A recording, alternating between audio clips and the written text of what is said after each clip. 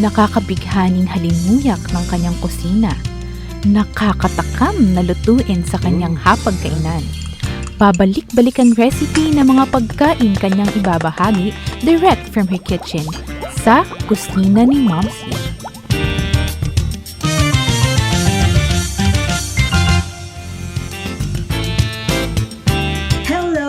Magandang umaga po. It's Christmas Eve at siguradong punong abala ang bawat nanay sa paghahanda sa araw na ito. Kaya naman, ipapakita ko po sa inyo ang isang twist sa karaniwang leche flan. Gagawa po kasi tayo ng cream cheese leche flan. Kaya, let's go!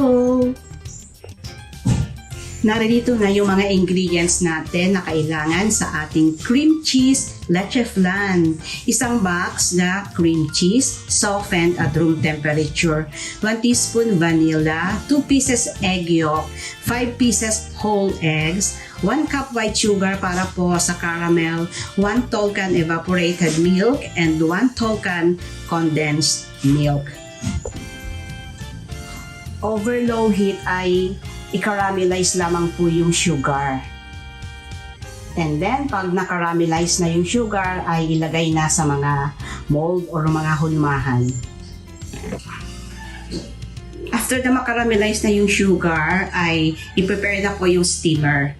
And then sa blender, paghalu-haluin lang yung evaporated milk, condensed milk at saka cream cheese, and then i-blend ito. Pero kung wala po kayong blender, pwede naman pong manual na lang. By hand, haluing mabuti yung tatlong ingredients na ito.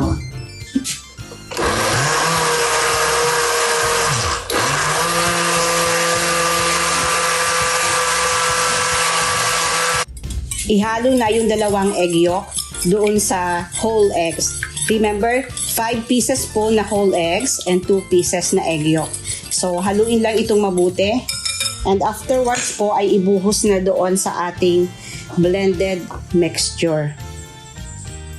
Ayan. And then, takpan uli. At saka, i-blend po siya together. And lastly, i-add na po yung vanilla.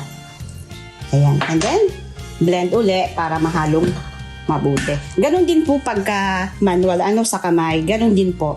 Haluin lang nating mabuti.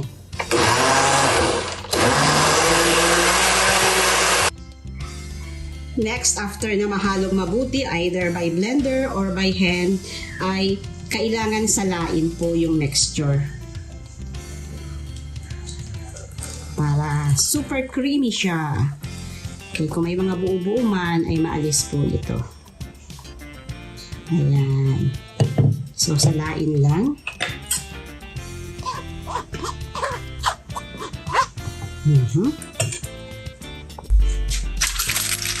After na mailagay na po sa mga llanera, yung ating cream cheese leche flan mixture. Yung llanera na nilagyan na ng caramelized sugar ay takpan lang ito ng foil. Pagkatapos ay ilagay na po sa steamer and i-steam for 25 minutes.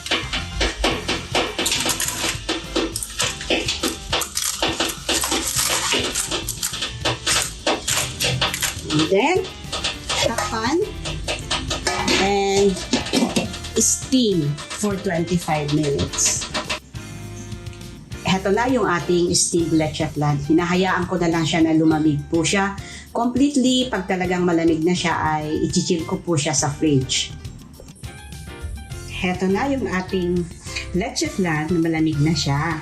At binaliktad ko na, in-invert ko na siya sa isang serving dish. So, let's take a taste test.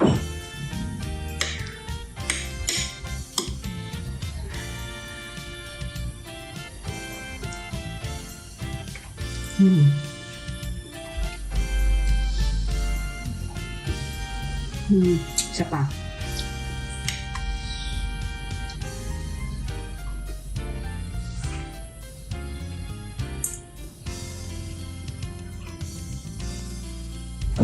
Ang dami kong tikim kasi ninanamnam ko talagang mabuti. At kung familiar po kayo sa lasa ng cream cheese, gaya ko, familiar ako, alam ko na merong kakaiba. Nagkaroon talaga siya ng twist. Well, yung caramel, lasang caramel pa rin. Generally, lasang leche flan siya.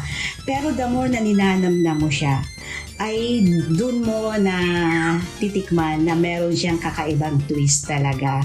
Kaya mga mare ko, meron pa namang time. Umaga pa lang ngayon, madali lamang pong gawin. Kung gagawa po kayo ng leche flan, ay try niyo po ang ating recipe ngayong umaga. Cream cheese, leche flan. Ako po si Ma'am Shelo Ibasco na nakasama ninyo dito sa Kusina ni Ma'am C.